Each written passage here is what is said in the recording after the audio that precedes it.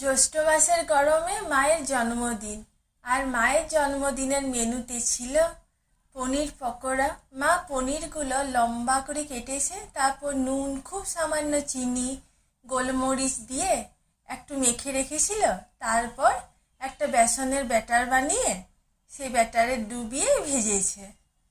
বেসনের ব্যাটারটাতে শুধু নুন আর একটু গরম সরিষার তেল দিয়েছিল, আর একটু হলুদ, আর কিছু না। আর কালো জিরে একটু দিয়েছিল বেসনের ব্যাটারে। তার সাথে ছিল গরম গরম ভাত আর একটা তরকারি ইলিশ মাছের মাথা দিয়ে।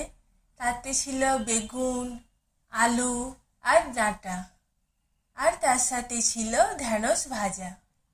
আর মা পরে এই ইলিশ মাছটা করেছে প্রেসার কুকারে। আসলে আমি আজকে সকালবেলায় ইলিশ মাছ করতে গিয়ে পুড়িয়ে দিয়েছি। একটু পরে দেখাচ্ছি। কড়াতে আমি করতে গেছিলাম ইলিশ মাছটা, আর খেয়াল নেই বন্ধ করার। কি অবস্থা হয়েছে দেখো, আমি যেটা করেছিলাম কড়াতে। তো মা একটু হাতা দিয়ে খোঁচা মেরে দেখছে কতটা বাটনা আছে।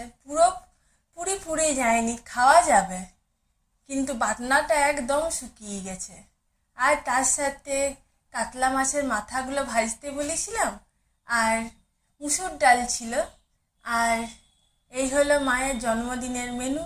সবেই মা করেছে, আমি শুধু কড়াতে যে ইলিশ মাছটা দেখছো সেইটা করতে গিয়ে ঝামেলা পাকিয়ে দিয়েছি। গ্যাস বন্ধ করার কথা মনেই থাকেনি। আর একটু হলে পুরোপুরি পুড়ে যেত। এতে যদি বাটনাটা শুকিয়ে গেছে, মাছটা মোটামুটি খাওয়া যাবে।